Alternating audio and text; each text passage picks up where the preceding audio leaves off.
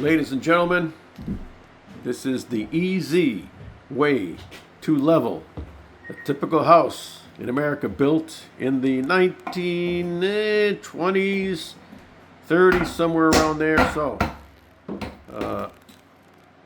first thing, if you have some wiring and things that are in the old beams that are totally, you could see the space between the wall and the beam.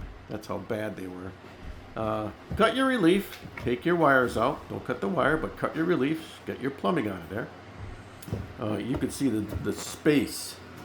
See the space between the old beams and the wall, which we built that wall.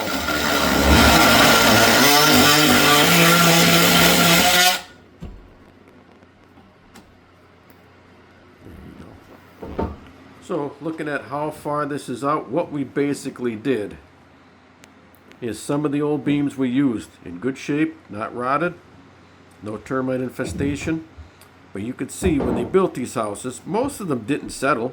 Look, America, bare bones back then.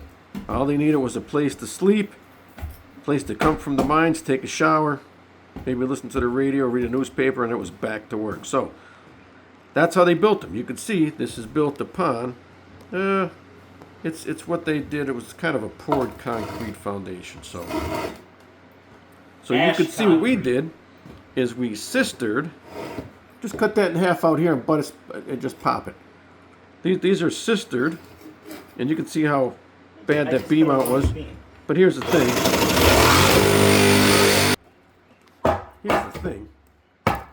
When you sister, you can't let more than 1/3 of the board stick up. It's code. So, you know. And nails. Yeah, I would have cut them in the center of the board, but. Well, that's why I get paid more. We're cutting the nails. But anyway, you can't let more than 1/3 of the board above the existing board that you're sistering to. So, you know what? If you need 3 inches height, you're going to have to go with a 2x8. You need a little more than that, you're going to have to go with a 2x10, whatever it is. But you could see, look, there's the end of that frame. There's some 2x8s along with 2x6s. This room was definitely cut up and hacked. But I'm going to take you right now and show you the underneath of this house. And this is the original part because it's stacked stone. Can't see it, I turned the light off, but yeah, it's all stacked stone. But here's what you're looking at. We had to come up with about, on that side it was about, say, a 1/2 inch down. On this side it came to about 1.5 inches. So we've got them secured with some spacks. The floor is glued and nailed, but there's your spacks that we put in. Okay, that's about the gap that we had to take up. So that's basically what you do. You sister. Now we also, to take the spring and the bounce out of the floor, we put in a 6x6 pressure treat. So that's kind of what we did. And over here, there was nothing left of these beams, so we put a triple right there. We have it supported right here. That's what you have to do. We have it supported about 5 feet out with the post. But that's what we did. And again, you can see this was kind of close, but on this side, the door side of the house, the floor wasn't that bad. On the other side, it was way out. Now, what we also did is we put in an LVL that was up against, this was an old school 6x6, but it was warped as heck. And you can see that it's almost level over here, almost level. But when you go on that side, you're out 1.5 inches at least. So we put our LVL and we put our joist hangers in with 2x6s. But that LVL, nice, solid. And we go back over here to show you exactly what we did. That's a 2x6 with the spacks in it, with the hangers. So that's kind of how you do a floor leveling. You don't have to rip out every single beam if they're in good shape.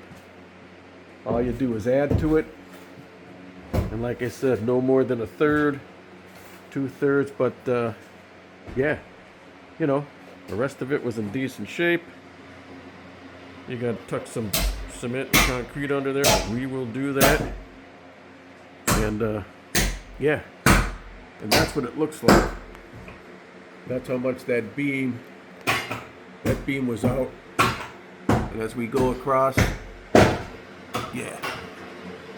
So that goes to show you right across. And then we put the nice 3/4 inch Advantech board.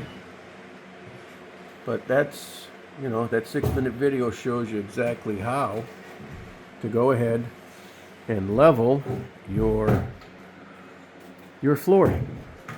Level your floor. In this case, we're pretty lucky we didn't have to do a lot of relocation of the wiring.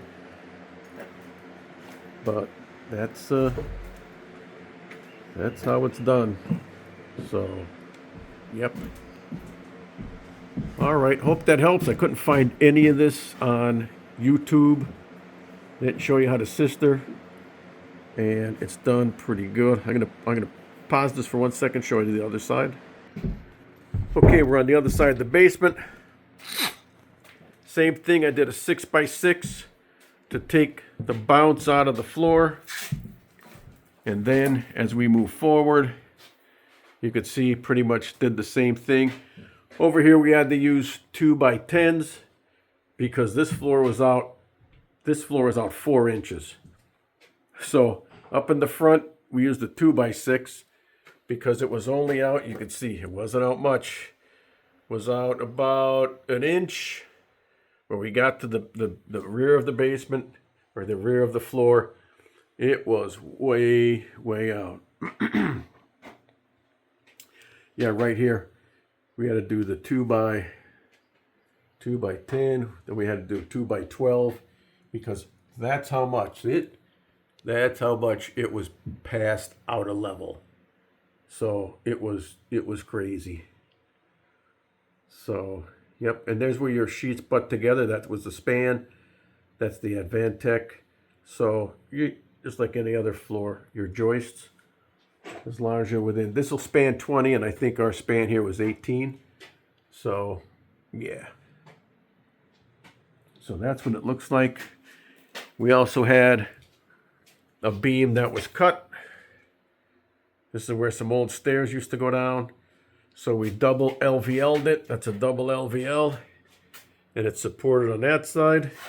And then over here, it's supported on this side by that 6x6. So that is not a big span. That's about, I think that was about 8 feet. So that's how we did it. Same thing here. Double 2x10. Put it together. And right here you can see that's where the floor is no longer out. It was level here. The floor was level, as level as can be. So we do plan on putting LVP, the vinyl plank, on this, but yeah. So that's how you level one of these old houses, and where you had to go from, you know, 1 inch old flooring, probably pine. That's where you come in and you span. There it is on the other side. So, you know, that's how you do it. The floor is sturdy, solid. It can hold the weight now. Like I said, this is half poured concrete and the other half is stacked stone. But hopefully this helps you. That's how you level out an old house. I tried to level it out with shimming plywood and floors, and it would not work. So we did this to the whole house. A lot more than we bargained for, but listen, it's going to be solid, and the people that live here, they're going to be glad you did it right. So that's 10 minutes. Hope it helps. God bless America. Get to it, because talk is cheap, but when we work, when America works, we win. Peace out.